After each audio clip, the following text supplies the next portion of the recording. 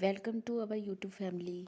आज मैं फिर आपके लिए एक नया टॉपिक लेके आई हूँ जिसमें हम बात करेंगे मध्यवर्ती वस्तुएं तथा अंतिम वस्तुओं के बारे में।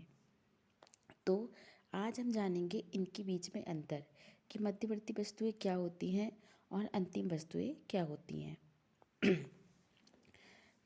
तो चलिए देखते हैं अपना टॉपिक। सबसे पहले देखेंगे हम मध्यवर्ती वस्तुएं। तो ये वस्तुएं उत्पादन की सीमा रेखा के अंदर रहती हैं तथा अंतिम प्रयोगकर्ता द्वारा प्रयोग के लिए तैयार नहीं होती हैं। मतलब ये इंटरमीडिएट गुड्स होती हैं। मतलब एक वस्तु के निर्माण में इनका उपयोग मध्यवर्ती वस्तु के रूप में किया जाता है। दूसरा है अंतिम वस्तुएं। ये वस्तुएं उत्पादन सीमा रेखा के बाहर होती हैं तथा अंतिम प्रयोगकर्ता द्वारा उपयोग के लिए तैयार होती हैं। जैसे कि अंतिम वस्तु क्या होगी हमारे लिए, जैसे गेहूं है। गेहूं जो है वो एक मध्यवर्ती वस्तु है क्योंकि गेहूं से बहुत सारे प्रोडक्ट्स बनते हैं, जैसे ब्रेड, रोटी, आप कुछ भी बना सकते हो, बिस्किट बना सकते हो। लेकिन जो उसका अंतिम प्रोडक्ट है वो अंतिम वस्तु कहलाएंगी और गेहूं जो है वो उसकी मध्यवर्ती वस्तु कहलाएगी।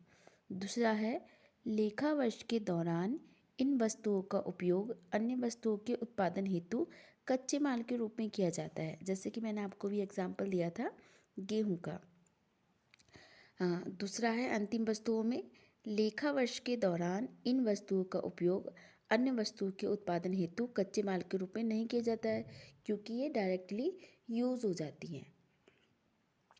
उसके बाद तीसरा है लेखा वर्ष के दौरान फर्मों द्वारा लाभ प्राप्त करने के लिए इन वस्तुओं की पुनः बिक्री की जाती है। मतलब मध्यवर्ती वस्तुओं को दोबारा से बेच दिया जाता है।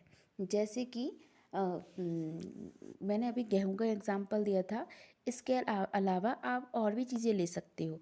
जैसे कि किसी कार के पार्ट्स हैं, ये जो पार्ट्स हैं ये कार बनाने में काम आते हैं, तो कार अंतिम वस्तु हो गई और जो इसके पार्ट्स हैं वो उसकी मध्यवर्ती वस्तु हो गई।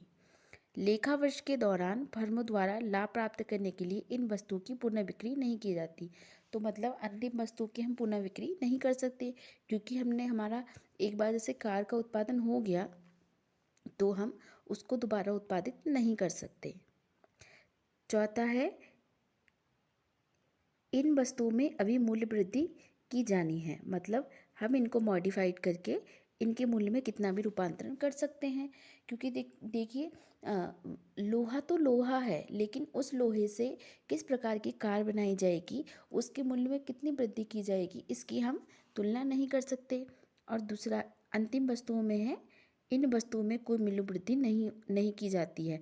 जैसे किसी कार का मैन्युफैक्चर हो गया तो हो गया, हम उसको दोबारा से क्या कहते हैं उसके मूल्य में वृद्धि नहीं कर पाएंगे। अगला है मध्यवर्ती वस्तुओं में इन वस्तुओं पर किए गए व्यय को मध्यवर्ती उपभोग अथवा मध्यवर्ती लागत कहा जाता है। तो जो मध्यवर्ती वस्तुओं में जो भी व्यय किया जाता है उसे हम मध्यवर्ती उपभोग या मध्यवर्ती लागत कहते हैं क्योंकि इसके बाद हमें उसे और मॉडिफाई करना है, उसके मूल्य में और वृद्धि करनी है।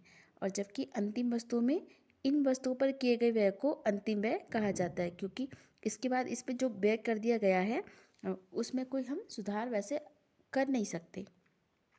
जैसे कि आपने गेहूं के आटे की रोटी बना ली, अब आप रोटी को दोबारा से गेहूं नहीं बना सकते या उसका दोबारा से आटा नहीं बना सकते। रोटी है तो रोटी रहेगी और रोटी सिर्फ खाई जा सकती है।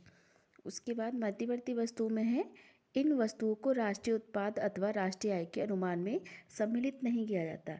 ये सबसे इम्पोर्टेंट पॉइंट है कि किसी भी मध्यवर्ती वस्तुओं को राष्ट्रीय आय में शामिल नहीं किया जाता, जबकि अंतिम वस्तुओं को राष्ट्रीय आय में शामिल किया जाता है। मतलब कि जब भी हम राष्ट्रीय आय की गणना करते हैं तो हमेशा अंतिम वस्तुओं के मूल्य को शामिल करेंगे, ना कि मध्यवर्ती वस्तुओं के मूल्य को।